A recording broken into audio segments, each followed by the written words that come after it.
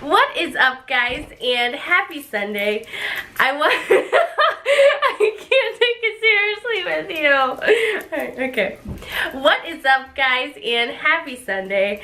I've had a lot of What do you want me to do? You haven't given me any instruction. A lot of works, a lot of, that's fine, that's enough. It's fine, start over. From the beginning? I don't like talking about myself. Why? Oh, since when? I would bring on someone who is way better at explaining the science aspects of the body, and my coach and my Better half. Wapapapa. Okay. Background, I have a degree in biomechanical engineering and biomechanics. I'm being hugged right now. Keep going. I've studied and been trained and certified by some of the best, including Derek Poundstone, who is a world's strongest man competitor, was runner-up in 2008.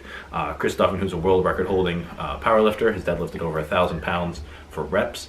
I've studied a lot of. I've been training for over 8 years, and I've been coaching people for over 6 now. Who's your favorite client?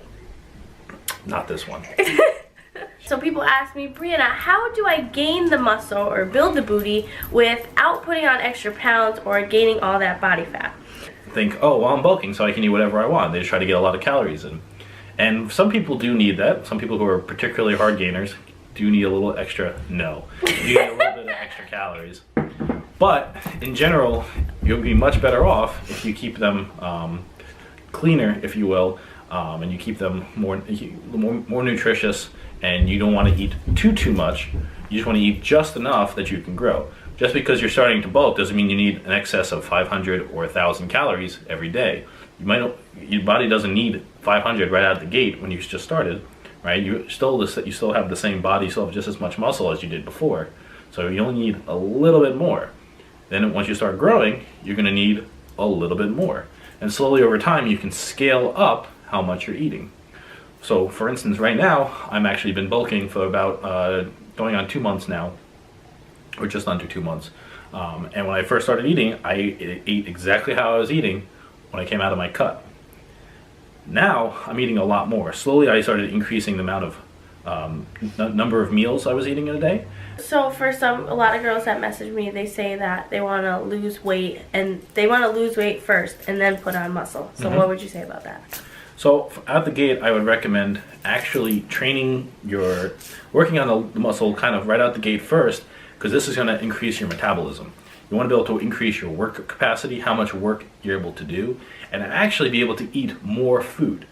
So I would start someone who's trying to lose weight by first, we're going to work on their training program, get them able to do more work, in less time, be able to train harder, do more work, and then feed them more so that they're able to do that work. Once their body starts getting used to that and they're used to putting out more effort, more work, more power, then if we reduce the calories a little bit, then they're going to start losing fat while still eating more than they were before. So basically, how do you so you have to eat excess calories in, like, you want to put on muscle, but how do you not get like a lot of extra body fat in the process? So do you do cardio? I do some cardio sometimes. How you train is still important, because if you're training hard, you're gonna if you're building muscle, your metabolism should be increasing. But it comes down, I think the biggest factor is not eating just too much, and what you eat matters too. So you don't want to just be slamming down excess fat and excess carbs, because if you're just having too much of those, it's going to just be stored as body fat. So how do you find out if you're eating too much or eating too little? How do we find that out? So you listen to your body and you see what your body tells you. So again, start from wherever you are right now, and you're saying, okay, starting now, I'm going to put on muscle. So I want to gain weight, right? Not even necessarily gain muscle. You're trying to gain weight, you need an excess of calories. So you're going to eat a little bit more and see what your body. What's a little? 1 meal? Yeah, you can start with a meal, or you can start with a slightly larger meal.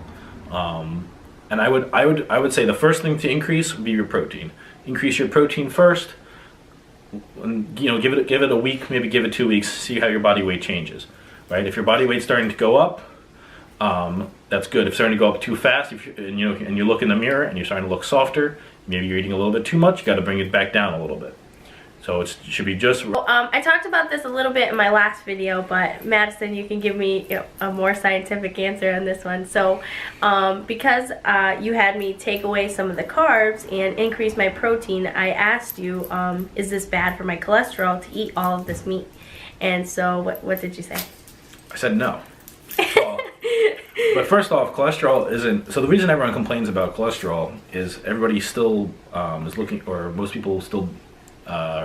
And doctors will look at the old studies that are outdated from the 80s that link cholesterol to heart disease. But cholesterol is not actually a risk factor for heart disease. It's actually other factors, your systemic inflammation, C-reactive protein levels, triglycerides, and other stuff. Not actually your cholesterol. Cholesterol is it isn't even a factor if those other things aren't messed up. So in English, meat's not going to be a problem because cholesterol is not a problem. If you don't have cholesterol, that is a problem, and that will actually raise your heart disease risks because your estrogen and your testosterone and your steroidal hormones, even your cortisol, will be out of whack because you won't have cholesterol to build these hormones. Because cholesterol is the building block of a ton of hormones in your body. All the steroidal hormones are based off cholesterol. So you need cholesterol in your diet in one form or another. Now, as far as the carbs, right? And so the carbs are actually more likely to raise, will raise your risk of heart disease more than meat will, or cholesterol will, because carbs raise your triglycerides and will actually have more of a negative effect on your inflammation and everything else than the fat will. And the reason we took out carbs for you was because we want to get your body back to burning fat and stop being relying on carbs and glucose instead of fat. So we want her metabolism to learn how to burn fat again, rather than always needing carbs. Because then she would eat carbs, and then she would get tired because she would need to eat carbs, and she would eat carbs, and then she would get tired and eat carbs. Because the body's only ever burning. It's like burning gasoline versus burning like a big wood log. Right, the wood log is slow and sustained, whereas the gasoline's. And if you want, you can always follow me on Instagram at Macedon_strong. So thank you guys. Give this video a thumbs up and definitely subscribe to my channel. Like I said, I hope this was helpful, and have a wonderful day and a wonderful week, and in the next video.